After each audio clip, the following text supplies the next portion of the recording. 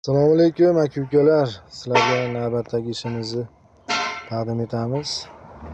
Bu ishimiz Andijon viloyati Sharxon tumanida barpo bo'ldi. Korzinka tomiga konteyner profilidan naves qurib berdik. Mana ko'rishinglar mumkin. 3-etajda tomiga konteyner profilidan mustahkam, chiroyli, hamyonbop qilib naveslar qurib berdik. Xizmatlarimiz O'zbekiston bo'ylab barcha viloyatlarimizda xizmat ko'rsatamiz. Ekranda ko'rinib turgan 97 669 95 55 nomeriga murojaat qilaverasizlar.